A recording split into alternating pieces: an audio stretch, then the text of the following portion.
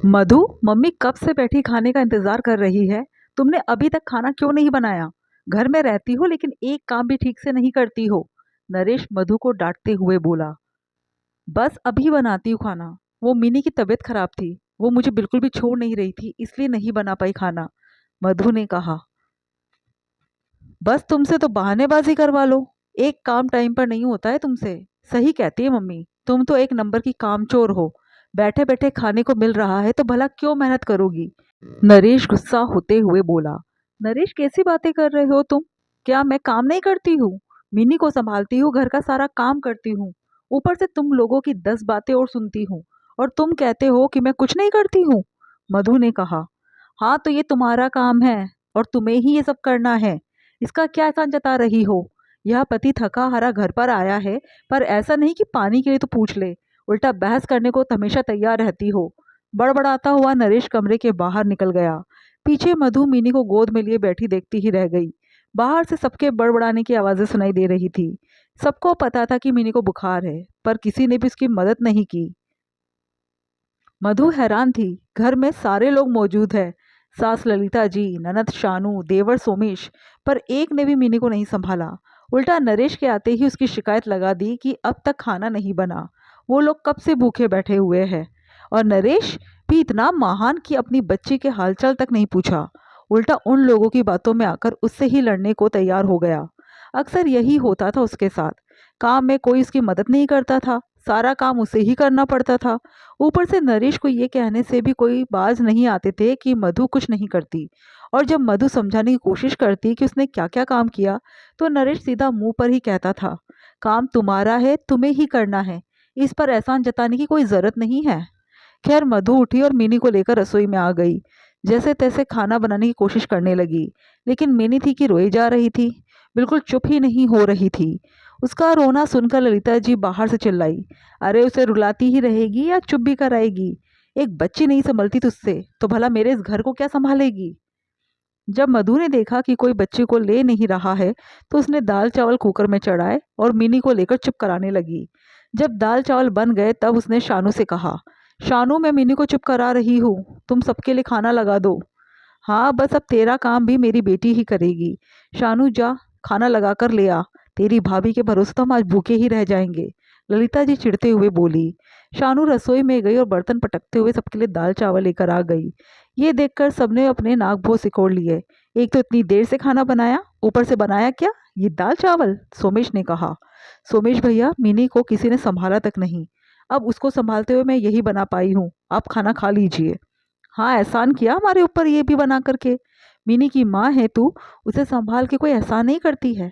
और इस घर की बहू भी है साथ में, तो घर का सब काम भी तुझे ही करना पड़ेगा।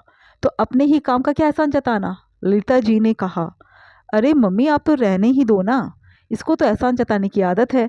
घर का काम करती है तो 10 बार गिनाती है। हमारी तरह मेहनत करके पैसा कमाए तो पता चले, नरेश ने कहा। हाँ, तब तो भाभी जमीन पर पैर भी नहीं रखेगी।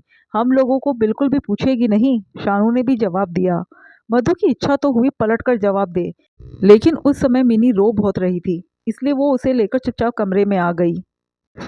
खैर ऐसे ही समय बीत रहा था। इधर मधु के मायके में उसके छोटे भाई की शादी पक्की हो गई। मधु वहां जाने के लिए काफी उत्साहित थी।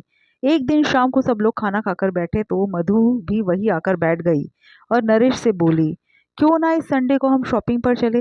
भाई की शादी के लिए मुझे शॉपिंग करना है। नई ड्रेस खरीदनी है, मेकअप का भी सामान लेना है, मिनी के लिए भी कुछ कपड़े लेने हैं। तो सोच रही हूँ संडे को ही मार्केट होकर आ जाते हैं। उसके बाद तो फिर मैं 10 दिन के लिए मायके रवाना हो जाऊंगी। ये सुनकर सब एक दूसरे की शक्ल देखने लगे। तब ललिता जी बोली, बहू, भाई की शादी का कार्ड क्या आया? तुम्हारे तो पैरों में घुंघरू ही बन गए। और क्या जरूरत है इतना सब नया सामान खरीदने की? तुम्हारी शादी को 3 साल हो गए हैं। काफी कुछ तो उस समय का नया ही पड़ा हुआ है। तो फालतू क्यों पैसे खर्च कर रही हो? ललिता जी के कहने पर मधु का चेहरा उतर गया। लेकिन अब तो घर के सारे लोग इस बातचीत में शामिल हो गए। हाँ भाभी, थोड़ा तो आपको भी सोचना चाहिए, भाई की जेब पर थोड़ा तो तरस खाओ, सोमेश ने कहा। अरे भाई, कहाँ इसे समझा रहा है? एक पत्नी वो होती है जो समझदारी से अपना घर चलाए, पति की जेब के अनुसार कार्य करे। पर इसे क्या पता मैं कितनी मेहनत करके पैसे लेकर आता हूँ, और इसने फट से ऑर्डर दे दिया शॉपिंग करने का। उसकी बात सुनकर सब लोग जोर जोर से हंस दिए, पर नरेश चुप नहीं हुआ। उसने अभी भी बोलना जारी रखा। अरे भाई, सोच समझ कर शादी करना। आजकल साथ देने वाली बीवी बहुत कम मिलती है।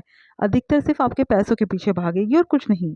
जब तक आपके पास पैसा है तब तक वो चुप रहेगी, जितना चाहे उतना ऐंठेगी, और जब आपके पास पैसा नहीं होगा तो आपको एक तरफ कर देगी। नरेश की बात पर मधु को बहुत तेज गुस्सा आया, और उसके गुस्से की आग में घी का काम सबकी हंसी ने किया। हैरानी तो उसे इस बात की थी कि शानू और मम्मी जी भी हंस रहे थे, जबकि वो खुद औरत है। तब मधु ने जवाब दिया, अरे वाह, आपको अच्छे से पता है कि औरत सिर्फ पैसों के पीछे भागती है। उसे आदमी से सिर्फ पैसा ही चाहिए। तो आप आदमी को क्या चाहिए? यहाँ हम परेशान हो रहे होते हैं, बीमार रहते हैं, मर भी रहे होते हैं, तो भी तुम्हें पहले अपने घर के लोगों की खुशी के लिए सिर्फ घर का काम चाहिए होता है। हम भी करते हैं ना। और अगर हम ये कहते हैं कि हमने काम किया है तो फट से एहसान का नाम दे दिया जाता है। तो एक बात बताओ, हमारी इच्छाओं की पूर्ति हम कहाँ से करें? अपने ही पति से पैसा लेना पैसे ऐंठना हो गया।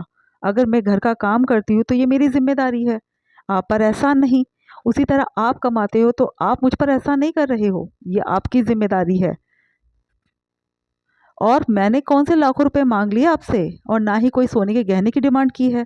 फिर आपको ऐसा क्यों लग रहा है कि मैं आपसे नाजायज़ डिमांड कर रही हूँ?